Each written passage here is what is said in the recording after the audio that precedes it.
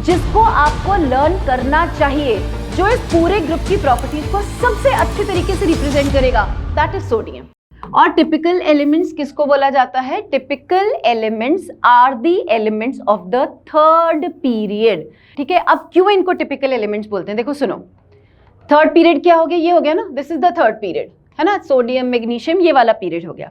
अब क्यों इनको टिपिकल एलिमेंट्स बोलते हैं? क्योंकि ये अपने ग्रुप की प्रॉपर्टीज को सबसे अच्छे तरीके से रिप्रेजेंट करते हैं। जैसे फॉर एग्जाम्पल ये जो इंग्लिश वर्ड है ना टिपिकल, इन जनरल अगर अपन बात करें, फॉर एग्जाम्पल कोई लड़की है जो बात बात पे रोने लग जाती है, तो अपन क्या कहते हैं? क्या यार टिपिकल लड़की है, लड़कियों की तरह रोती रहती है ना। या कोई आपको कचौरी खाते हुए कोटा में नजर आ जाए तो अपन बोलते हैं ये टिपिकल कोटा वासी है भैया, सुबह शाम इसको कचौरी खिला दो, बंदा खुश रहेगा।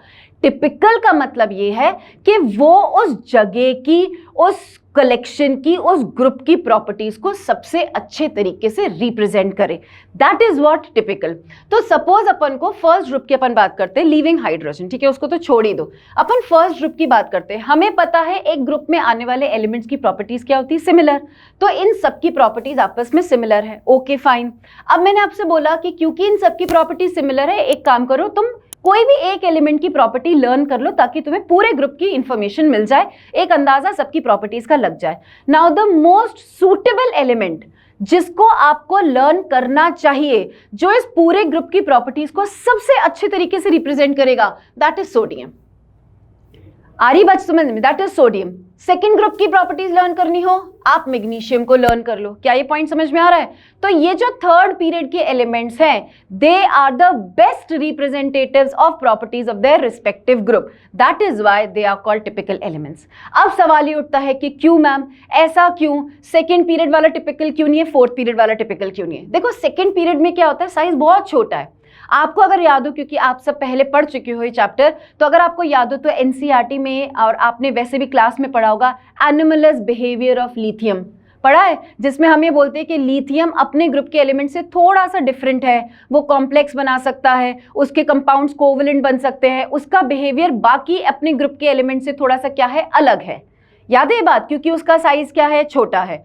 अगर आप फोर्थ पीरियड पर चलते हो, पोटेशियम या आप कोई भी फोर्थ पीरियड के एलिमेंट्स को ले लेते हो, तो इसमें क्या आने लग जाता है? इसमें आगे चलकर डी आने लग जाता है। डी सबशेल के आने की वजह से सडनली इनका वॉल्यूम बढ़ जाता है, इनमें बहुत सारे चेंजेस आने लग जाते हैं। तो फोर्थ पीरियड के साथ डी वाला चक्कर पड़ जाता है, सेकेंड पीरियड वालों के साथ छोटे साइज का चक्कर पड़ जाता है, हाई चार्ज डेंसिटी का चक्कर पड़ जाता है।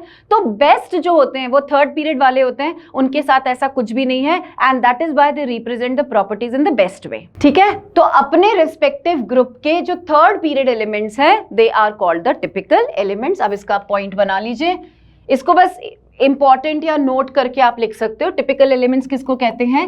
Elements of the third period, elements of the third period are called typical elements. Elements of the third period are called typical elements. Why? Because they are the best representatives of properties of their respective group. Motion है तो भरोसा है।